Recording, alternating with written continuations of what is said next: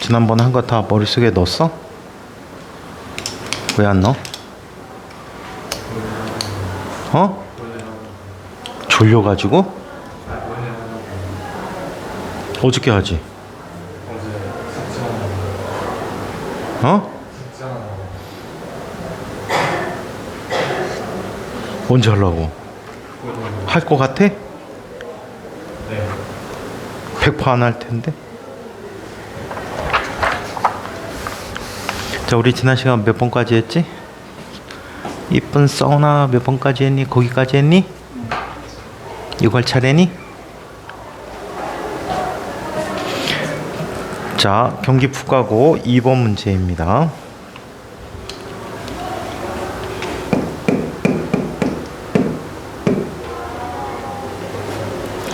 다음은 체육 수행평가인 단거리 달리기 기록을 단축하기 위해서 국가기가 조사한 내용이다. 단거리 달리기에는 빠른 출발이 기록 단축에 매우 중요하다. 단거리 달리기 수행평가에서 사용되는 출발 신호총은 빛과 함께 소리가 난다.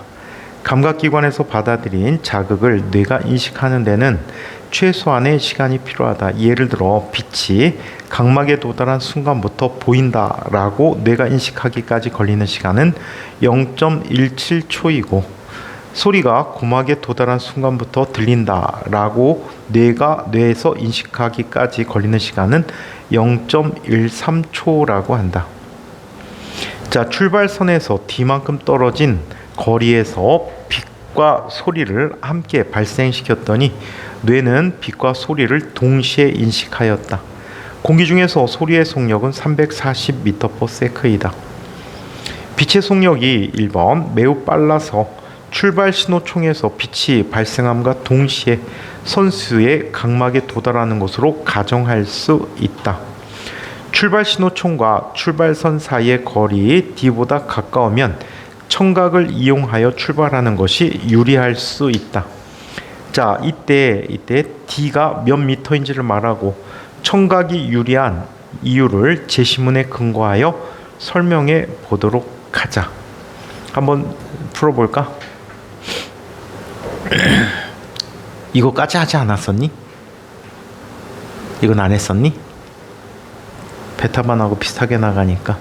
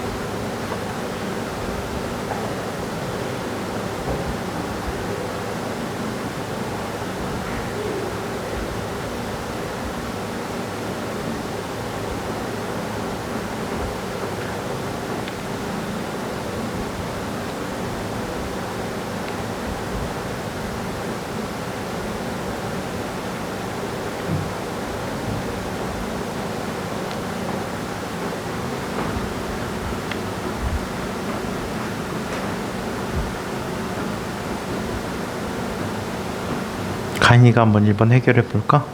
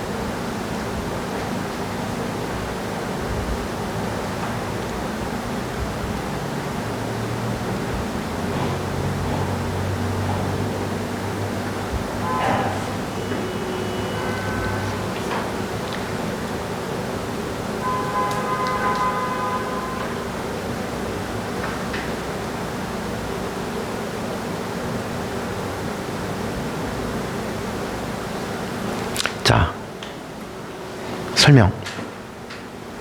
그게 아니었다고요? 응.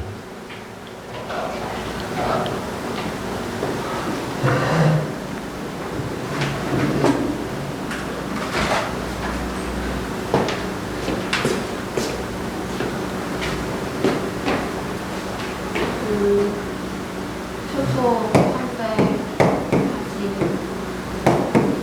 냈던 걸 프레임 속도는 340 백크였고 청각이 유리한 거리는 소리가 공활하게 도달하기부터 들리는 것까지 걸린 시간이 0.13초 그렇기 때문에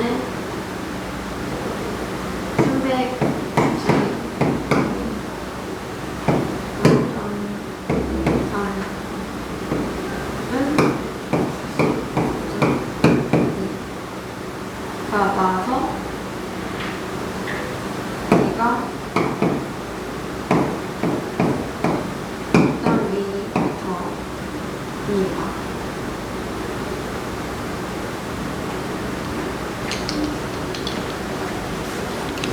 주민이 다른 생각 있지? 동해?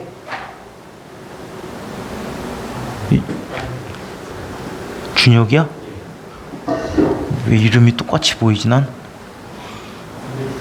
어? 다시 해볼까? 그럼 준혁이가 해봐.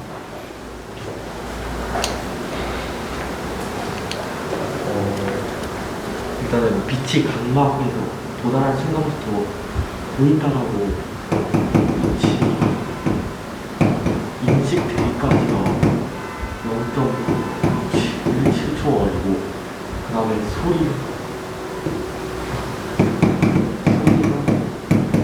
인식되기까지가 0.13초입니다. 그러면은 근데 출발선으로부터 D만큼 떨어진 거리에서 빛과 소리를 함께 발생시켰더니 뇌는 빛과 소리를 동시에 인식하는데 D만큼 떨어진 거리에서 빛을 쐈을 때는 눈에 거의 동시에 들어왔다고 봐도 무방하니까 소리가 귀에 도달한 그 시간만큼이 이 두 개 자극에 인식되는 일단 그 빛에서는 도달한 시간이 동시라고 봐도 무방하니까 0이라고 보고 인식되는 시간이 0.17초인데 이 값이 소리가 D만큼을 오는 그 시간하고 0.13초를 더한 시간 같습니다.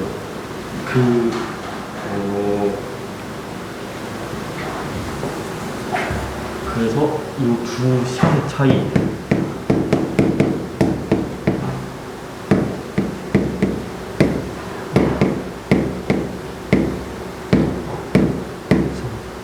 그래서 0.13초를 좌변을 이용하면 0.04초가 340분의 D인 거고 그럼 D는 0.04가 340을 곱한 13.6m가 됩니다. 그래서 그 청각이 유리한 이유는 13.6m 이하의 단거리 달리기에서는 소리가 인식이 더 빠르기 때문에 청각이 더 유리하다 할 수 있습니다. 잘했어. 주민아, 동의한다고? 왜 이랬다 저랬다 이 자식아. 서훈이 이해해? 윤혁이 이해해? 이해됐어? 출발선이 있단 말이야. 자, 여기 출발선상에 D만큼 떨어진 곳에 어떤 사람이 있어. 이때 자, 총을 이용해서 소리를 내주지. 빛을 보고 오게 되는 경우에는 빛과 동시에 관찰하게 돼. 그래서 이 사람이 눈으로 관찰하고 출발하기 직전까지 걸린 시간은 0.17초야. 이해해요? 이곳 오는데 걸린 시간 필요 없었지. 뇌로 전달되는데 0.17초가 필요했다라고 해. 자, 반면에 소리로 듣는 사람은 소리로 듣는 사람은 빛이 이 거리만큼을 소리가 이 거리만큼을 이동해 오지. 이게 340 곱하기 t라는 시간이야. 오케이? 자, 요만큼의 거리가 d라는 말이야. 그리고 뭐 뇌까지 가는데 걸린 시간이 0.13초만큼이 걸렸대. 그럼 준혁이 풀이대로 0.17초면 가고 얘는 0.13초의 시간이 필요하고, 자, 빛의 속력으로 d만큼 가는데 걸리는 시간이 필요한 거지. 그래서 이 d는 340 곱하기 0.04가 돼버려서 13.6m가 돼버렸대. 만약에 계산 문제가 있으면 꼭 단위 관계들을 써주셔야 돼. 아시겠죠? 이 계산 결과하고 상관없이 13.6 되게 유명한 값이다. 13.6 하면 생각나는 것, 수은의 밀도가 13.6g/s 세제곱센티미터야. 그 다음에 수소의 전자 한 개당 이온화 에너지가, 수소 원자 한 개당 이온화 에너지가 13.6 전자볼트야. 물리에서 되게 많이 쓴 값이었네. 자, 2-2 시력이 좋지 않은 북각이는 달리기 연습을 하던 중에 출발 신호 총이 빛이 잘 보이지 않아서 그 이유가 무엇 때문일지를 생각하다가 어젯밤 깜빡이고 평소에 착용했던 각막 불절 교정 렌즈 이하 A 렌즈를 착용하지 않고 잠이 들었던 사실을 깨달았다라고 한다. 다음은 A 렌즈에 관한 자료라고 한다. A 렌즈는 그 드림 렌즈라고 해서 잘 때 끼는 렌즈래. 자, 이 렌즈는 각막의 중심부를 눌러서 시력을 교정하는 렌즈로 잠들기 전 그림 2의 1, 2와 같이 착용하여 아침에 제거하고 3과 같이 각막 형태가 납작하게 변형되어 안경을 착용하지 않은 맨눈으로도 개선된 시력을 하루 정도 유지할 수 있는 효과가 있다. 자, 이 렌즈와 같은 효과를 얻기 위해서 북각이가 볼록 또는 오목 렌즈 중 어떤 렌즈를 착용하고 있는지 판단 근거를 눈의 구조와 관련지어서 설명해 보자라고 했어요. 그럼 눈의 구조 대략적으로 한번 이야기해 보자. 눈의 구조를 대략적으로 한번 보자. 눈의 구조는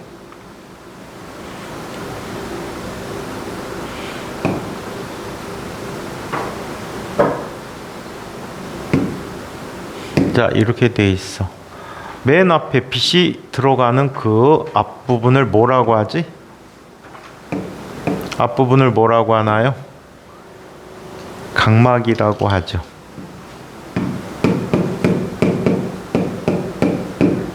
자, 안구를 둘러싸고 있는 이 겉에 있는 막을 뭐라고 하죠?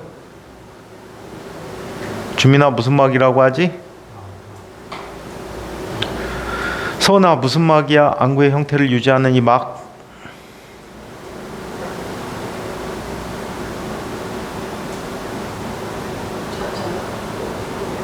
공막이지. 공막이라고. 자, 그 다음에 여기에 빛의 양을 조절해준 얘를 뭐라고 해? 홍채라고 하고, 홍채에서 생긴 이 구멍을 뭐라고 해? 동공이라고 얘기해. 자, 그리고 이 앞쪽에 자, 볼록 렌즈의 형태로 만들어진 뭐가 있지? 수정체라는 게 있지.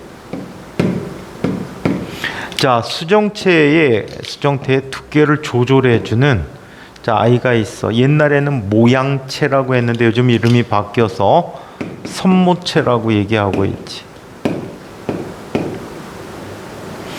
자, 그리고 얘는 암실의 역할을 해주는 막이 있어. 빛을 모두 다 차단해서 각막을 통해서 들어간 빛이 잘 보이게끔 해주는 이 막이 있는데, 이 막을 무슨 막? 멜라닌 색소가 많아. 맥락막이라고 하지. 너 망막에 왼수 들렸어. 왜 자꾸 망막 하고 있어? 망막하니? 공부할 생각하니까 막막해? 맥락막이야. 그리고 이 안쪽에 시세포가 많이 분포되어 있는 막이 있어.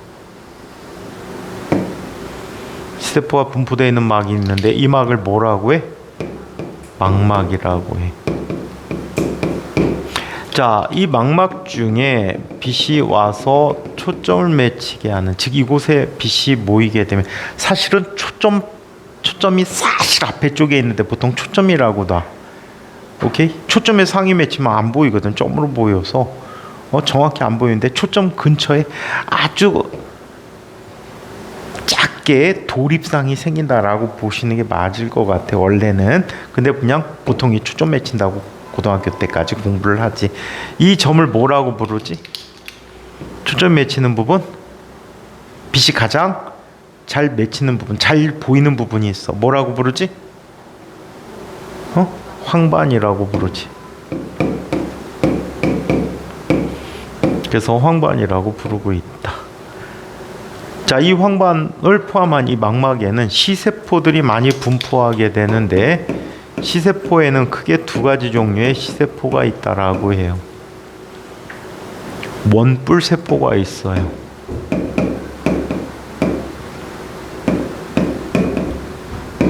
원뿔세포가 있고 막대세포가 있어요. 이 원뿔세포에는 세 종류가 있다라고 해요. 적원뿔세포, 녹원뿔세포, 청원뿔세포가 있다라고 얘기해요. 자, 이런 세포들이 있어서 그 빛에 대해서 반응을 하지. 만약에 어떤 빛이 와서 적원뿔세포와 녹원뿔세포를 동시에 자극했대요. 무슨 색으로 보일까? 무슨 색으로 보일까? 노란색으로 보여요. 노란색은 적원뿔세포와 녹원뿔세포를 반응시켜서 자극해서 노란색으로 보이게끔 해주겠지. 빛의 세 가지 요소와 연관이 있기 때문에 잘 기억해 두면 돼. 만약에 인간이 비둘기라면 이게 또 다르게 설명할 거야. 비둘기는요, 이 원뿔세포가 5종이 있대요. 자외선까지 볼 수 있대요. 자외선에 반응하는 그러한 원뿔세포가 있어. 그럼 걔는 눈에 자외선이 보이는 거야. 와, 사람으로 얘기하면 정신없을 것 같다. 물론 태어날 때부터 다 갖고 있다면 다르겠지만. 옛날에 영화인가 뭔가 막 이상하게 보이는 사람이 있는데 뭐냐 그 사람? 왜 장님 히어로 있잖아. 평소에는 지팡이 짚고 다니는데 다 보이긴 보이는데 이상하게 보이는. 몰라? 총 맞아도 그냥 다시 재생하는 사람 있잖아. 빨간 가면 쓰고 나와. 옷도 빨개. 스파이더맨 비슷한데. 몰라? 이 사람이 장님이야. 사고로 장님이 됐어. 근데 초능력을 얻었는데 장님인데도 다 보여. 그리고 지팡이 짚고 다니면서 들고 다니면서 히어로가 되는데. 몰라? 선이 알지 그거. 주민이 TV 많이 봐서 알 텐데. 몰라? 아무튼 그런 게 데드폴스인가 영화 이름이? 그 사람 보여. 근데 현실 세계에서는 장님이야. 막 움직이는 걸 다 알아. 자, 아무튼 이렇게 돼 있고 원뿔세포는 주로 큰 빛의 자극에 의해서 빛의 세기가 클 때 색을 식별한다라고 얘기해. 색을 식별한다. 밝을 때 작용해. 밝은 곳에서. 반면에 막대세포는 명암을 식별해. 밝고 어두움을 식별하게 되는데 어두울 때 이런 곳에서 작용해. 밤에는 물체의 색깔을 식별하기가 어렵지. 빛의 양이 적기 때문에 원뿔세포가 자극받지 않습니다. 생명의 세계는 극치 이하의 자극이 돼버린다라고 볼 수 있겠지. 극치 이하의 자극에서는 반응이 없거든. 그래서 극치 이하의 자극을 주기 때문에 못 느끼는데 어두운 곳에서는 이 원뿔세포의 작용에 의해서 빛의 밝고 어둠을 느낄 수가 있다라고 얘기합니다. 이 속에는 재미난 물질이 있어서 이거는 중학교 교과과정까지는 없는데 3단계에서 이용할 수 있기 때문에 한번 제시문으로 주고 이용할 수 있기 때문에 한번 대략적으로 설명해 보도록 할게요. 자, 여러분들 카로틴이 뭔지 아세요? 카로틴? 카로틴이 뭐지? 남지민, 카로틴이 뭐야?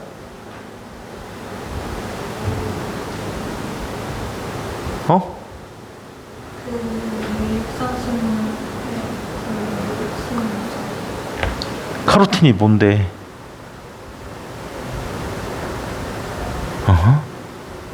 저반은 답 나왔는데. 서은아, 카로틴이 뭐지?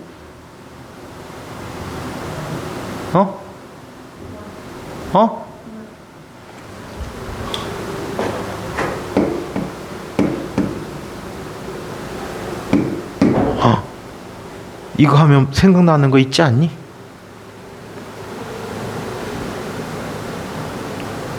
요까지만 보고 딱 생각나는 거 없니?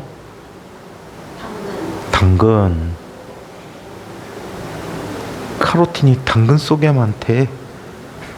당근 속에 있는 영양소 뭐가 있지? 많다고 유명한 영양소? 난 당근 싫어해. 주민아, 뭐가 있지? 당근 속에 어떤 영양소가 많지? 당근 속에 어떤 영양소가 많아?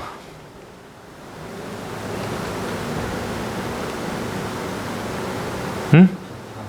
비타민 뭐? 정확히 비타민 A가 아니고 카로틴이 있는데 프로비타민 A라고 하지. 비타민이 되기 전 물질이야. 이 카로틴을 우리가 흡수하게 되면 프로비타민 A 형태로 우리가 흡수한 건데 얘를 우리 간에서 비타민 A로 합성해 줍니다. 이 비타민 A는요, 로놉신이라는 물질을 만드는데 기여하고 있어요. 이 로놉신이 간에서 만들어지고 이 막대세포로 이동을 한대요. 이 막대세포로 이동하게 되는데 이 막대세포에 도달한 로놉신은 광화학 반응에 의해서 빛을 받아서 화학 반응을 일으켜요.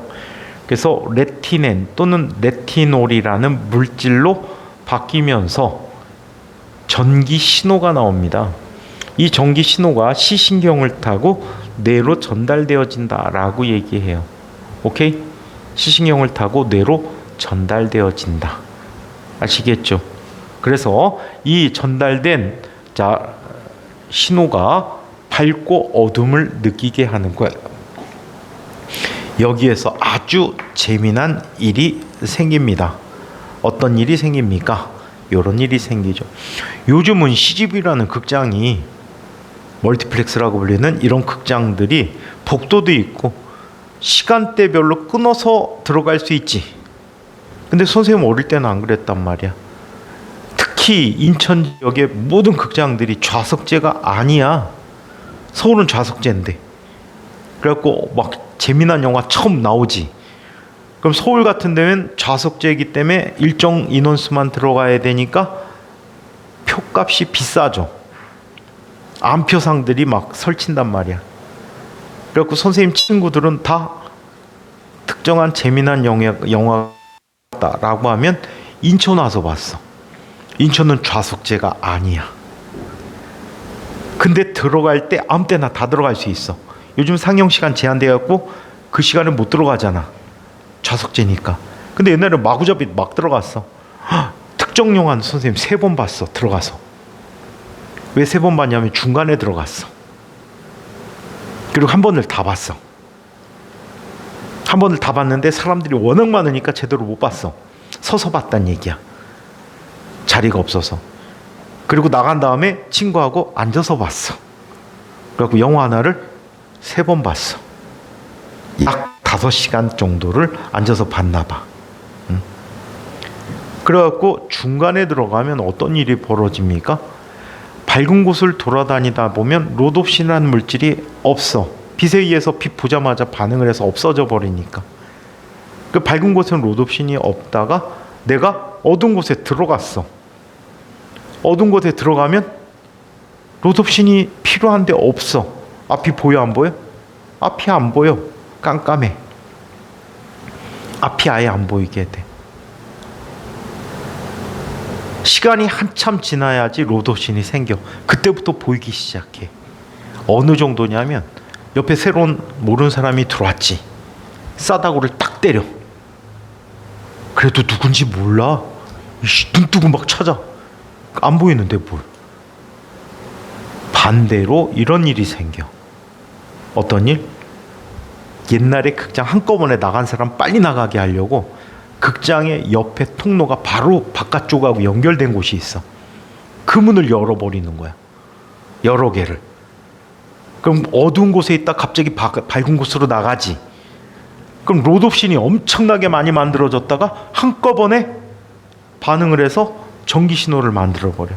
눈이 감전돼 버린 것처럼 앞이 하얘갖고 아무것도 안 보여. 한참 동안 안 보여. 오케이? 그래서 어둠에 반응하고 밝음에 적응하는 이런 과정들이 바로 눈에서 일어나는 기작이다. 아시겠죠? 그래서 우리는 이 로드옵신이라는 물질을 만들어야 되기 때문에 카로틴이라는 물질을 많이 먹어야 돼. 아시겠어요? 카로틴을 많이 먹어야 돼. 그래야 야맹증이 안 생겨. 야맹증은 비타민 A 결핍증이지. 로드옵신이라는 물질을 못 만드니까 섭취를 통해서 우리 몸에서 만들지 못하는 물질이야. 계속해서 어때? 공급받아야 된단 말이야. 그래서 이게 제대로 공급이 안 되면 야맹증에 걸린다는 얘기야. 그래서 야맹증 치료에는 비타민 A를 많이 먹이지. 평소에 나는 당근 싫어하지만 당근 많이들 드세요. 선생님은 가끔 소간을 먹기 때문에 괜찮아. 여러분들은 많이 드세요. 자, 그 다음에 프로비타민 형태로 또 이런 것도 있다. 에르고스테린이라는 물질이 있다. 에르고스테린. 얘가 바로 프로비타민 D야. 이 프로비타민 D는 부족하면 뭐에 생기지? 고추병이라고 불리는 구루병이 생기지. 척추가 휘는 병이 생긴단 말이야. 그래서 여자들은 많이 먹어야 돼. 왜? 골다공증 같은 게 있기 때문에. 그래서 비타민 D를 많이 먹으래요. 버섯을 많이 드시랍니다. 자, 아무튼 이런 눈이 있다라고 얘기해요. 자, 그 다음에 이쪽에는 뭐가 있니? 시신경이 들어가는 곳이야. 여기는 시세포가 없어. 시세포가 없어서 이곳에 상위 맺히면 안 보이거든. 얘를 뭐라고 부르지? 얘를 맹점이라고 부르고 있지. 자, 니네 감각기관 하나도 공부 안 했구나. 어떡하려고? 감각기관 몇 학년 때 배우지? 중간고사 1학기 시험 범위니? 2학기 중간고사니? 아직 안 배웠어? 2학기 중간고사인 곳 이거. 감각기관 몇 단원이니? 4단원? 근데 왜 대답 안 해? 남지민 왜 대답 안 해? 학교 공부도 안 하는 거야? 어쩔. 준혁이 윤혁이 왜 대답 안 해? 알고 있는데 구차스로 대답 안 했어? 몰랐어? 진도 나갔어 학교에서? 대답해야지. 자, 눈의 이상에 대한 얘기를 한번 살펴보자. 눈의 이상.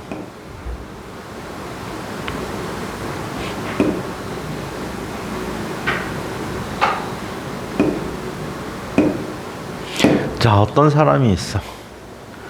근데 이 사람은 자, 이런 특성을 갖게 돼. 빛이 이렇게 들어오게 되면 수정체에서 굴절해서 모인다라고 하는데 망막의 너무 앞쪽에 이렇게 초점을 갖게 해. 그럼 상이 잘 안 보인단 말이야. 오케이? 망막 근처에 초점이 있어야 된다라고 얘기했지? 그러다 보니까 어떻게 해줘? 이 아이를 교정하기 위해서 일단 빛을 퍼지게 해서 멀리 가게 해야 되겠지. 그래서 오목렌즈를 이용해서 빛을 이렇게 굴절시켜서 최대한 망막의 뒤쪽에 맺히게끔, 망막 쪽에 맺히게끔 이렇게 굴절을 시켜준대. 오목렌즈로 교정하는 이런 눈을 무슨 눈이라고 하지? 근시라고 얘기하고 있지. 근시야. 반면에 어떤 사람은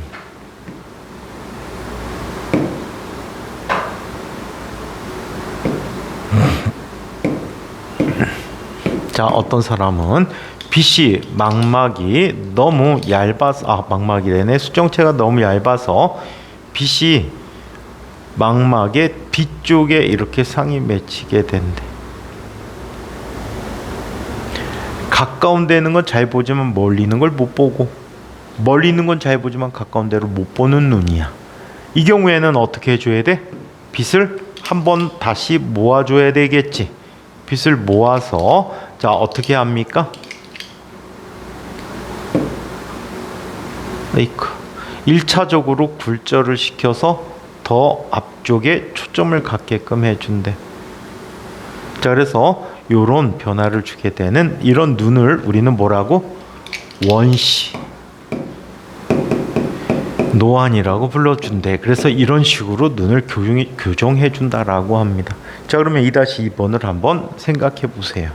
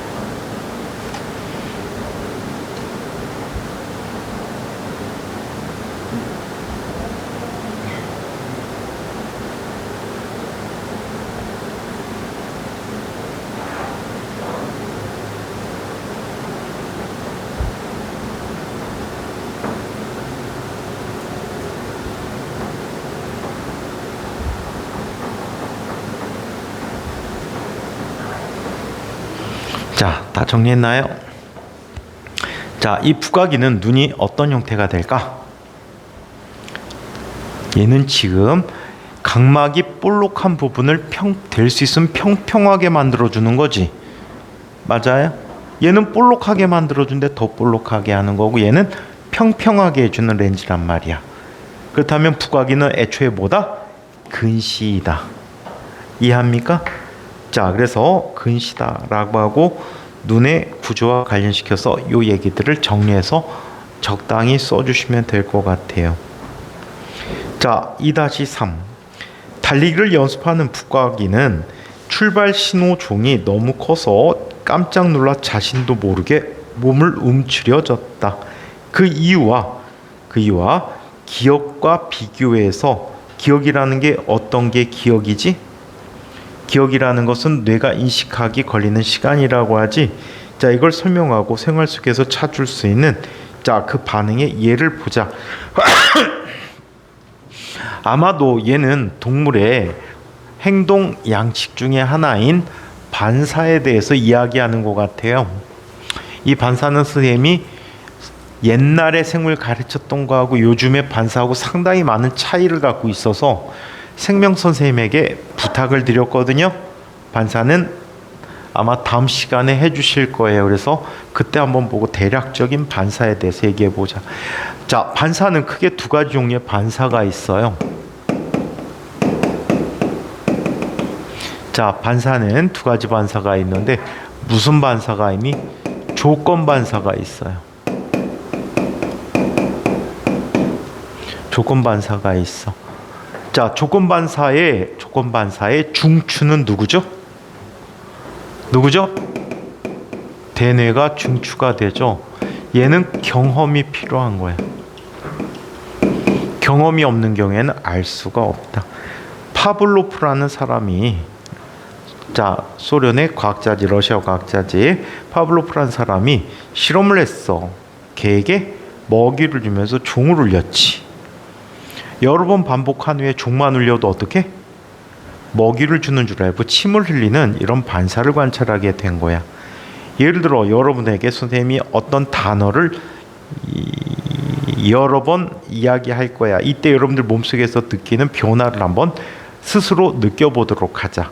레몬, 레몬, 레몬, 레몬, 레몬, 레몬. 몸 안에서 어떤 변화 느끼지 않았나요? 주민아, 어떤 변화 느꼈지? 아무 변화 없지. 저 새끼는 내 레몬 하는 소리를 안 들었기 때문에 그래. 너 왜 수업에 집중하네? 어? 뭐? 좀 집중해서 들어. 어? 서은아, 몸에 변화가 생기지 않았어? 어떤 변화가 생겼지? 변화가 없어? 이런. 가은아, 어떤 변화 느꼈니?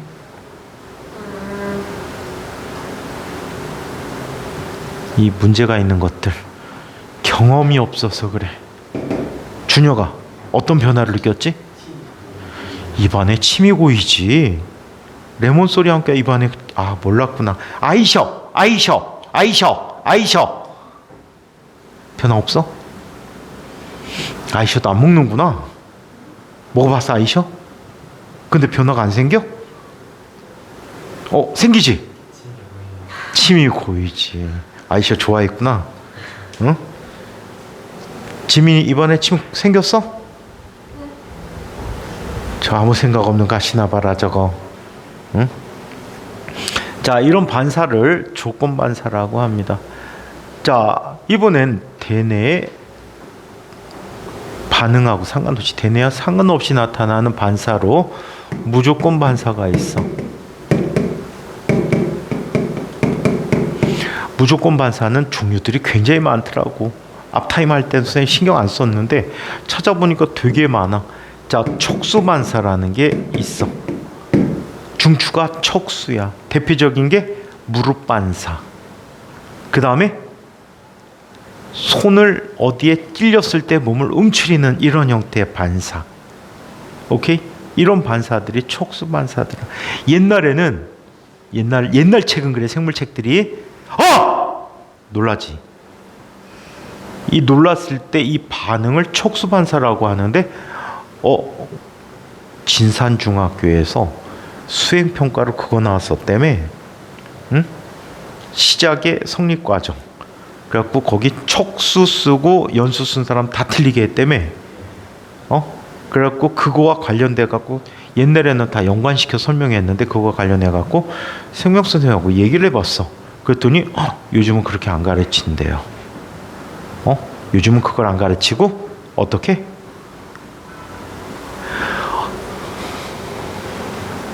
상관없이 척수와 상관없이 대뇌로 간다라고 얘기하더라. 찾아보니까 시신경이라는 녀석이 뇌신경에 속하더라. 우리 신경은 크게 이렇게 얘기하거든. 뇌로 비롯된 내성신경. 옛날에 13쌍인데 12쌍으로 취급하더라. 12쌍과 그 다음에 척수신경 31쌍으로 구성되어 있다라고 얘기했거든. 그렇게 얘기했는데 시신경이 뇌신경인 건 맞는데 중간에 또 이상한 게 있어서 그건 모르겠어. 신경외과 선생들하고 상의해 봐야 될 것 같아. 신경외과 의사 선생님들하고 뇌신경이 중간에 시신경 통로에서 교차가 일어나는데 신경교차는 어디서 일어나지? 연수에서 일어나잖아. 그 부분은 선생님이 좀 더 명확하게 찾아봐야 될 것 같아. 그래서 아무튼 요즘 교과서에는 책에서는 그렇게 하질 않는다고 하더라고. 척수 연수 빠지고 들어간다라고 하더라고. 자, 아무튼 척수반사가 있고 그 다음에 연수반사가 있어. 연수반사는 주로 폐와 연관된 게 되게 많아. 척수반사에 그것도 있다. 배변, 배뇨, 똥 싸고 오줌 넣는 것도 척수반사구나. 자, 그래서 척추 마비된 사람들, 하반신 마비된 사람들은 똥 싸고 오줌 싸는 거 자기 마음대로 조절을 못 하는구나. 자, 연수신경, 재치기, 하품 이런 것들이 연수신경에 속하게 돼. 주로 폐와 관계된 게 많았었어. 자, 그 밖에 자, 중간내 반사라는 것도 있대. 중내 반사, 눈과 관계 있거든. 이 중내는 옛날엔 중내라고 하는데 요즘 중간내라고 하지. 이 중간내는 눈과 관계된 게 많아. 예를 들어 동공반사. 동공반사는 뭐야? 빛이 많고 적음에 따라 자동적으로 홍채의 크기가 커졌다 작아졌다 하면서 빛의 양을 조절해주는 반사. 주로 코미디에서 돌아가셨습니까 할 때 눈 후레쉬로 비춰보잖아. 근데 그거 갖고 중내의 반응 정도를 보는, 뇌진탕이 있는지 없는지 보는 그 용도로 많이 쓰나 봐. 그래서 이런 홍채 반사라는 중간내, 자, 뭐 수정체도 이거 갖고 조절해 준다라고 해. 그 다음에 호르몬과 조절과 가게 되는 간내, 이런 등에서 무조건 반사를 한다고 해. 무조건 반사는 대뇌와 상관없이 반응을 하는 관계다라고 해서 그걸 묻는 이야기 같아요. 자, 그러면 소리를 들어서 깜짝 놀라는 이유. 자, 기억과 비교하라고 하니까 기억은 뇌까지 인식하는데 통로가 짧다? 통로가 짧기 때문에 0.13초 걸렸다라는 표현으로 물어본 거일 수도 있고, 요즘 교과서라면 아니라면 무조건 반사가, 옛날에 움츠리는 반응 무조건 반사로 쳤거든. 그래서 그걸로 설명해 주고 보니까 한번 생명수행하고 이 부분 다시 한번 수업해 보도록 하세요. 아시겠죠? 자, 그래서 이렇게 전에 볼 때는 그냥 선생님 그냥 옛날 알고 있는 이야기 갖고 설명해 주려고 그랬더니 다른 게 생겨서 그래. 자, 3번. 다음은 북가기가 과학의 과학 창의 융합의 날 행사에서 요즘 이렇게 부르니? 4월 21일이 과학의 날이지. 과학의 날이라고 안 하고 과학 창의 융합의 날이라고 하니 요즘은? 나도 모르겠네. 자, 이런 날 행사에서 참여한 참여부스 1과 참여부스 2의 활동이다. 화학실험 동아리에서 운영한 체험부스 1에서의 내용이다. 제시문을 읽고 물음에 답해보자. 따끈따끈 추위를 녹여줄 손난로 만들기. 자, 발열 반응을 이용해서 두 종류의 난로를 만들어 보자. 자, 화학 반응에서는 항상 열의 출입이 있지. 열을 방출하면 발열 반응, 열을 흡수하면 흡열 반응이다 라고 이야기합니다. 자, 흔들이 손난로, 철가루 철, 소금, 활성탄, 질석 등을 이용해서 자 실험을 할 것이고, 똑딱이 손난로, 아세트산 나트륨, 물, 똑딱이 버튼을 이용해서 실험을 할 거래요. 1-1 흔들이 손난로는 철이 공기 중에서 산화하는 공기 중에 산소와 결합하여 산화하여 산화철이 되는 반응을 이용한 것이다. 이 화학 반응의 식을 한번 써볼래?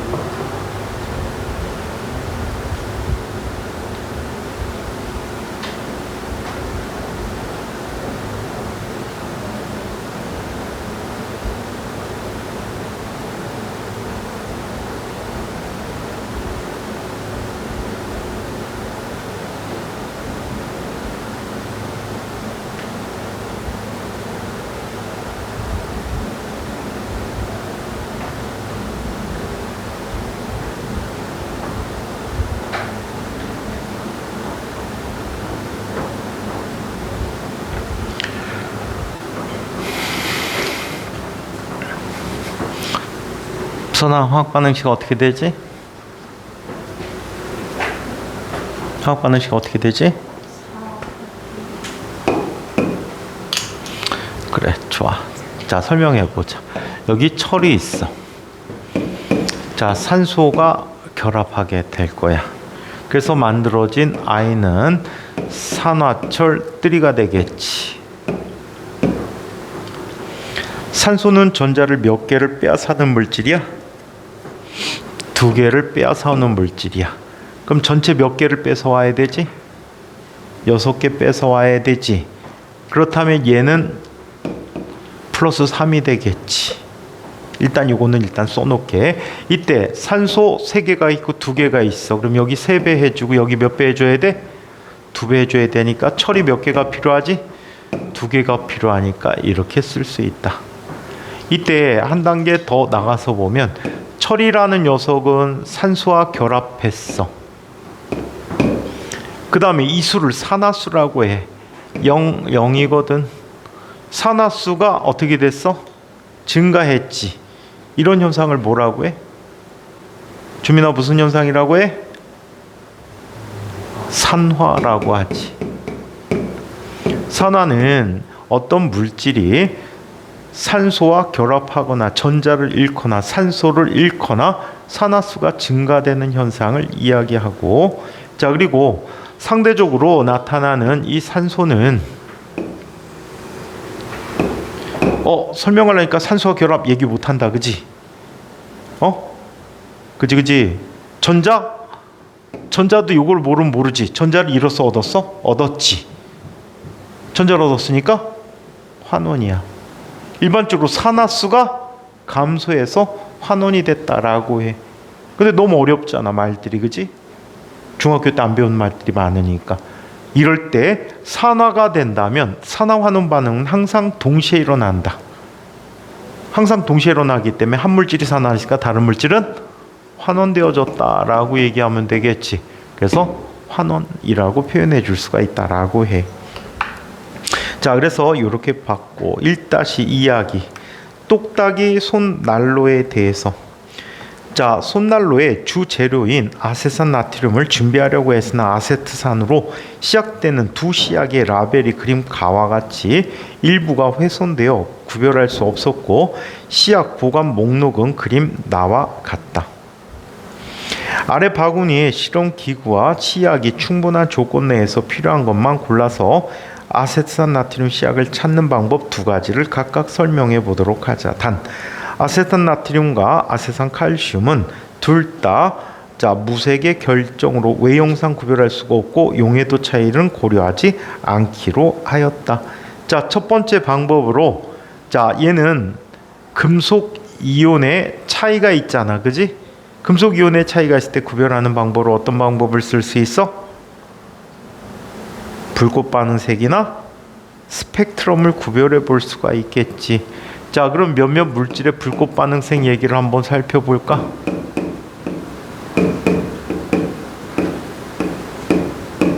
원래 이 명칭은 불꽃 반응색인데 그냥 불꽃색이라고 불러주고 있지. 자, 불꽃 반응색을 보는데 나트륨 무슨 색? 노란색이 되겠지. 자, 그 다음에 리튬 진한 빨강, 스트론튬 진한 빨강, 칼슘 주황색, 칼륨 보라색. 자, 그 다음에 세슘 청색, 바륨 황록색. 또 누굴 배웠니? 또 배운 거 있니?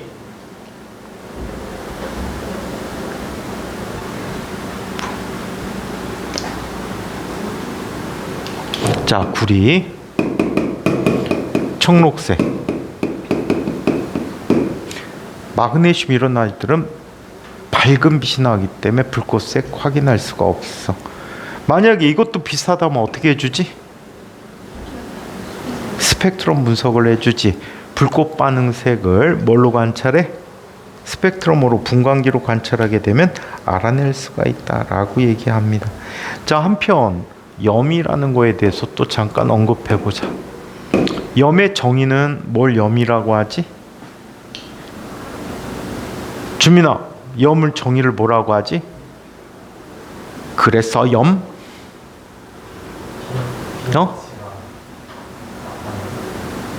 염. 뭘 염이라고 하지? 염의 정의는 중화 반응에서 물 이외에 생기는 물질을 염이라고 한다. 아시겠어요? 중화 반응에서 물 외에 물질을 염이라고 해. 즉 산의 산기와 염의 금속 이온이 결합하여, 염기의 금속 이온이 결합하여 만들어진 물질이 염이야. 염은 특성에 따라 산성염, 중성염, 염기성염, 중성염을 정염이라고도 해. 이렇게도 설명해 줄 수가 있어. 물속에 녹아서 산성을 띠게 되면 산성염, 물속에 녹아서 염기성을 띠게 되면 염기성염, 중성을 띠면 정염 또는 중성염 이렇게 불러주고 있거든. 근데 염을 보니까 물에 잘 녹는 염과 물에 안 녹는 염이 있어.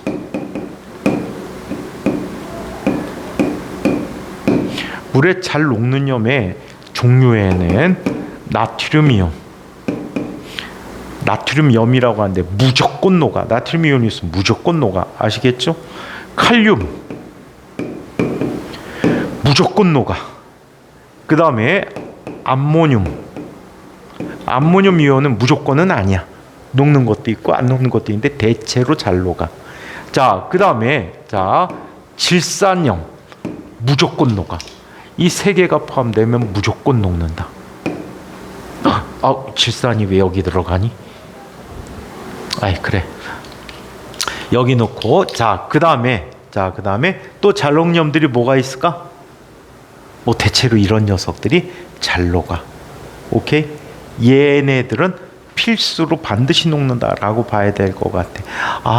염화염도 잘 녹기는 하는데, 염화이온도 염화물도 잘 녹는데 예외가 있지. 누가 예외야? 예외?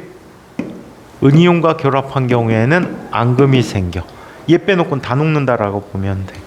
자, 그 다음에 물에 안 녹는 놈.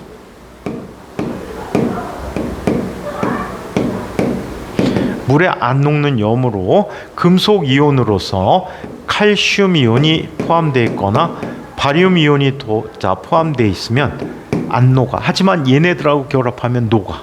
얘들도 세 개가 대장이야. 자, 그 다음에 뭐 은이온도 대체로 어때? 안 녹는 편이야. 얘네들 다 녹는데 얘하고는 앙금이 생겨. 금속 이온들이 안 녹는 게 되게 많아. 오케이? 염이 생기는 경우가 많아. 금속이온이 포함된 경우. 자, 그 다음에 자 얘는 탄산염이나 황산염의 형태를 가질 때도 잘 안 녹아. 아시겠죠? 하지만 얘네들도 위에 빨간 아이 세 개와 만나면 반드시 녹는다. 오케이? 이 안 녹는 물질이 뭘로 생기지? 이가인 뭘로 생기니? 안 녹는 물질이 뭘로 생깁니까? 어? 뭐라고? 뭐가 생기냐고? 그러게요. 이 황산이하고 황화이온 구분도 못하는 놈. 아, 진짜 못하겠어요. 오타가 아니고 그 실력이야 그것도. 너 뭐라고 설명할 거야? 어? 황산 이온을 해수로, 황화 이온을 황산 이온이라고. 보통 핑계 댈 때 과학 시간에 원래 실험을 이렇게 황화이온으로 했는데 과학 시간에 황산 이온 얘기를 황산 이온이 포함된 물질을 너무 많이 다루다 보니까 얘기 듣다 보니까 제출하고 나서 깨달았습니다. 제출하도 잘못된 걸 알게 됐습니다. 그래서 황산 나트륨이 아니라 황화 나트륨으로 수정해서 다시 말씀드리겠습니다. 죄송합니다 하고 사과 말을 해야 돼.